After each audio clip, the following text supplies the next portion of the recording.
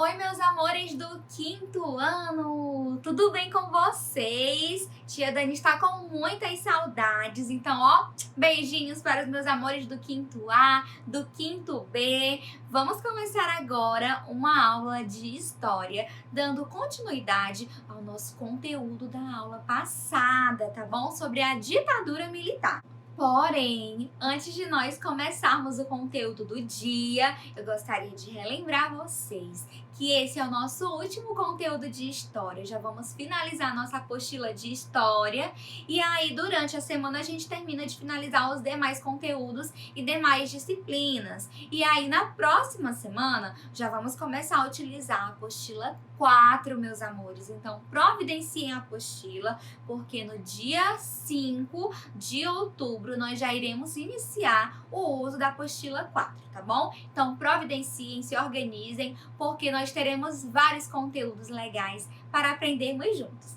Então vamos lá retomar, né? Então a gente falou na aula passada sobre a ditadura militar da era Vargas, né? Que Getúlio Vargas foi quem instaurou essa ditadura e ela durou por 8 anos. E a gente sabe que o que fez com que essa era Vargas, né, fosse bem forte naquela época foram as mídias, né, o rádio, a propaganda, que fez com que a propaganda de Getúlio Vargas se difundissem entre as pessoas. E ele se retratava como uma figura altruísta, né, um homem trabalhador que lutava pelo povo. Porém, a gente sabe que ele não representava o povo, porque muitas pessoas não se sentiam representadas por ele, e ele também cancelou as eleições e as pessoas também não tinham a liberdade de escolher outros representantes.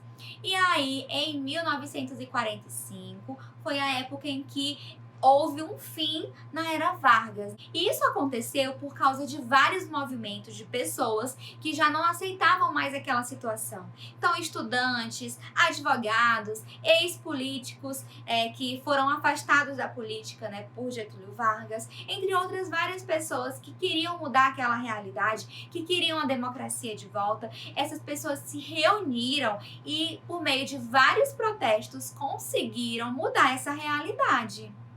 Nessa época aconteceram muitos protestos contra a ditadura. As pessoas divulgavam declarações contrárias a ela, organizavam abaixo-assinados, burlavam a censura. E por volta de 1944, políticos e cidadãos de renome declararam-se a favor das eleições, que não ocorriam no Brasil desde a implantação do Estado Novo.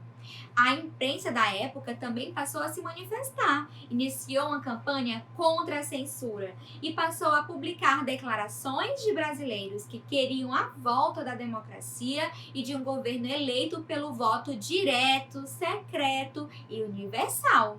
Finalmente, em março de 1945, sem o apoio popular ou dos governos de outros países, Getúlio Vargas cedeu e declarou que o Brasil teria novas eleições em dezembro. Além disso, decretou-se a anistia dos presos políticos. Então, gente, foi apenas com o fim do governo de Getúlio Vargas que o Brasil recuperou a democracia. Porém, esse período de ditadura foi bem longo, durou 8 anos. Mas esse não foi o único, viu? Porque depois desse período também houve mais um golpe.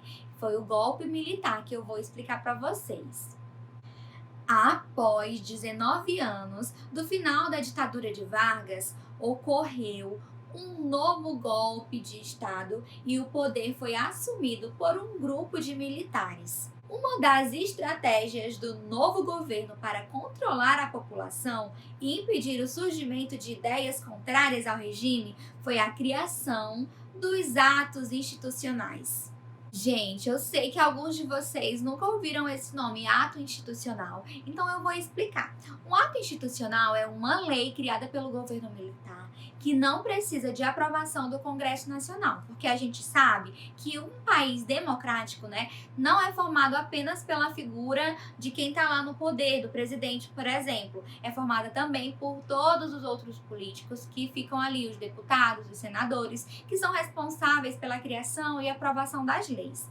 Porém, com esses atos institucionais, a pessoa que está no poder, no caso na época os militares, né, eles não precisavam da aprovação de outras pessoas do governo para implementar suas leis. E foi aí que a democracia foi sendo ali suprimida, né, nesse momento. Então eu vou falar para vocês agora sobre o primeiro ato institucional. O primeiro ato institucional, conhecido como AI-1, de 9 de abril de 1964, deu ao presidente da República o poder de tirar dos cidadãos todos os direitos políticos que eles possuíam. Além disso, o presidente da República também passou a controlar a imprensa e qualquer meio de comunicação, os sindicatos e qualquer outra instituição que representasse perigo ao governo, né, que fosse contrário ao governo, à ditadura militar. Então, todas essas medidas fizeram com que, mais uma vez, o Brasil vivesse um período de governo autoritário, onde as pessoas novamente não tinham mais liberdade de expressão, eram oprimidas violentamente quando queriam se manifestar, e aí as pessoas não podiam mais escolher os seus representantes e estavam ali numa situação difícil que elas não se sentiam representadas por quem estava no governo. Porque lembrando, gente, que a pessoa que está no poder, o presidente da República, ele deve representar as necessidades de todo o seu povo, da maioria. Porém, nem todos se sentiam representados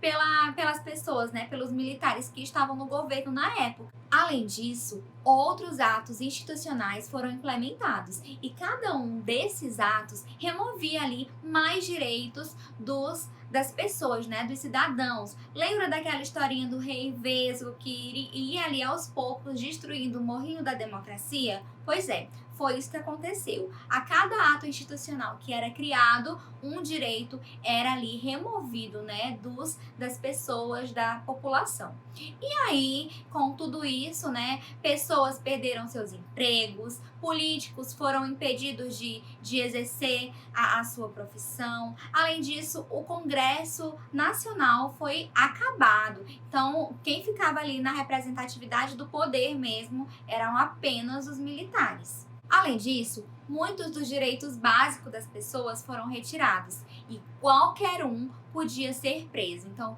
se o governo achasse que aquela pessoa ali estava falando demais, estava sendo contra o governo, contra a ditadura, ele podia prender essa pessoa. Então, às vezes, pessoas que nem eram bandidos, que nem tinham feito nada errado, que estavam ali apenas querendo expressar sua opinião, eram presas e, às vezes, eram até mortas, torturadas. Então, era muito complicado viver nessa época porque não havia nenhuma liberdade de expressão. As pessoas não podiam dizer o que elas pensam, o que elas sentiam com relação àquele cenário, com aquele governo que estava no momento, né? Então foi um período de grandes tensões em que muitas pessoas morreram e, inclusive, no livro de vocês tem um relato de uma criança que o pai dele foi preso. Porém, o pai dele não era nenhum bandido. Só que como as pessoas viram a polícia entrando na casa dele, levando o pai dele só porque o pai dele não concordava com o governo, então as pessoas ficaram criticando o pai dessa criança porque achava que ele era um bandido, que ele era uma pessoa que fazia coisas erradas, quando na verdade ele só queria liberdade de expressão. Então, é bom vocês acompanharem essa leitura. Eu achei muito interessante. E tem também no livro de vocês um texto, que eu vou colocar o trechinho dele aqui pra gente analisar. Esse é o trecho do ato institucional número 1, né, conhecido como AI-1. Os chefes da Revolução Vitoriosa, graças às ações das Forças Armadas e ao apoio inequívoco da nação, representam o povo e, em seu nome, exercem o poder constituinte. Eu quero que vocês foquem nessa frase, representam o povo. Nesse fragmento aí do AI-1, a gente vê que o governo meio que se diz representativo. Porém, essa informação não é verdadeira, porque essas pessoas não foram escolhidas pelo povo. Eles não representavam as necessidades do povo. Portanto, eles não representavam as pessoas, né? Não representavam a população. Por isso não condiz, né? Esse trecho do AI-1 não condiz com a realidade, porque essas pessoas não eram representantes do povo. Gente, porém, mesmo com tantas repressões, as pessoas não desistiram.